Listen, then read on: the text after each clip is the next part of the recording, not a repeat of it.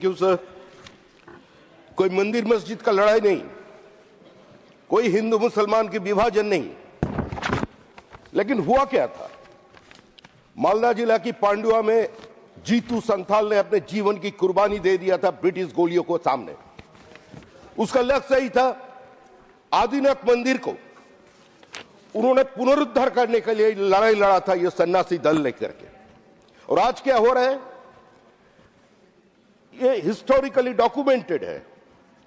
JD Beglar, एक मशहूर orientalist, J.H. Ravinshaw, the collector of Malda, from 1865 to 1867, they have documented the different evidences जो वो हिंदू मंदिर होने का दावा था। नहीं, तो आज नथिंग विल गो ऑन। सारे आर्किटेक्चर एविडेंस को मिटा दिया जा रहा है।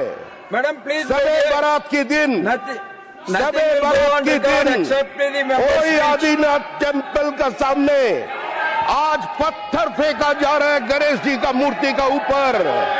गणेश जी को मूर्ति को शैतान का कहने वाला है, बोल रहे शैतान की मूर्ति है, तुमको जन्नत मिलेगा।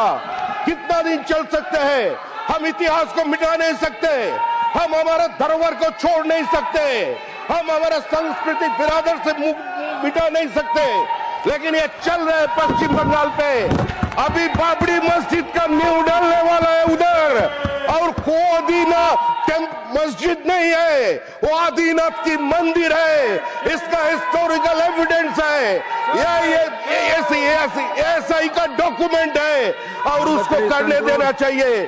That should be declared as a ticketed monument. उसका ऊपर स्टडी होना चाहिए। उस सारे हिंदू एडिफिट्स, लोटस, जोनीपीठ, शिवलिंग, लक्ष्मी माँ के हाथ, वो सबको मिटा रहे हैं, उसको बंद करना चाहिए। हमें सरकार की पास एक गुजारिश है जो उसको प्रोटेक्ट करना चाहिए।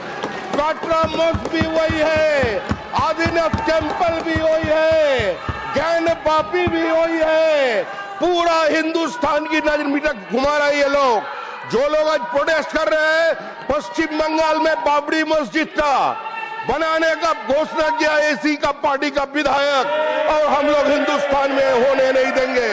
ये बाबर और राम की लड़ाई नहीं है, ये भारत की धरोहर को, शशांक को, उस लुटेरा सुल्तान सिकंदर शाह को जो अत्याचार था पूरा मालदा जिला का ऊपर, जो पंडुआ का ऊपर, और जीतू संथाल की बलिदान अब मिटा नहीं सकते, और बाबरी मस्जिद बनाने का हिम्मत भी कोई नहीं कर सकते। जो होना था, अनिल सुखदेवराव बोंडे, डॉक्टर अनिल सुखदेवराव बोंडे।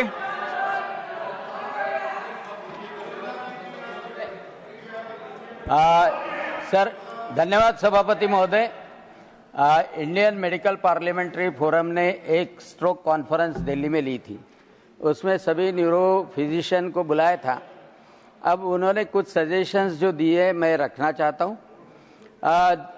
भारत में स्ट्रोक की वजह से बहुत सारी मॉर्बिडिटी, विकलांगता और मॉर्टेलिटी भी होती है। हार्ट केयर सेंटर बहुत ज़्यादा है, लेकिन हर डिस्ट्रिक्ट पे अच्छे क्वालिटी के स्ट्रोक केयर सेंटर निर्माण करने की आवश्यकता है।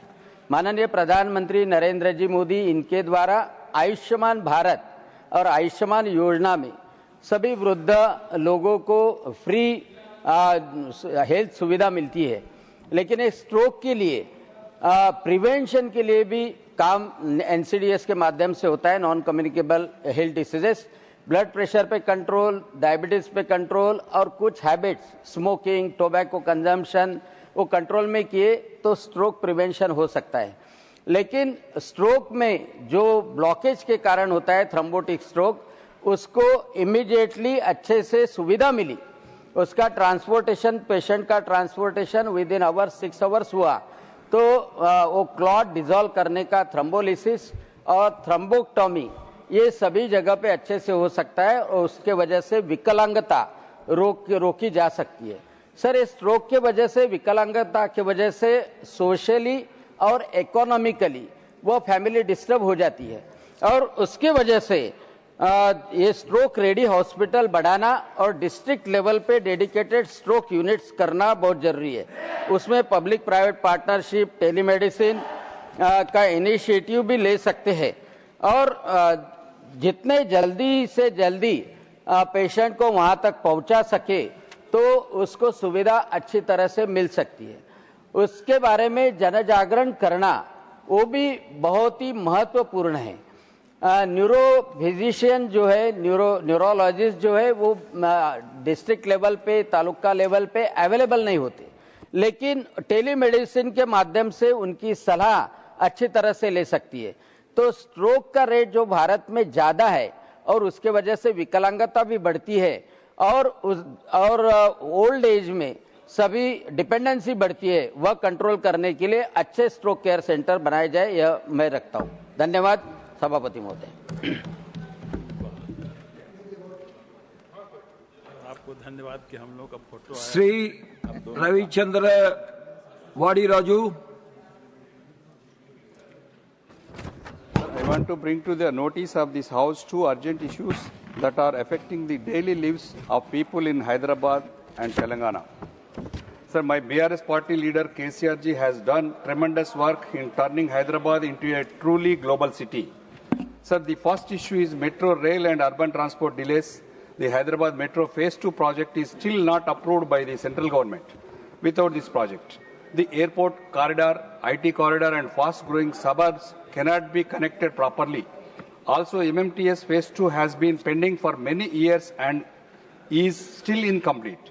Because of the delays, traffic congestion in Hyderabad is getting worse every day. People are spending hours in traffic, losing time, money and productivity. Sir, the second issue is the slowdown in the IT sector in Hyderabad. Many IT companies have reduced hiring and some are laying off employees. New investments in the city are also slower compared to previous years. This is creating serious job insecurity among young engineers and fresh graduates who are waiting for opportunities. Sir, Hyderabad is one of India's most important IT and innovation centers. For the city to grow, both good transport and a strong IT sector are necessary.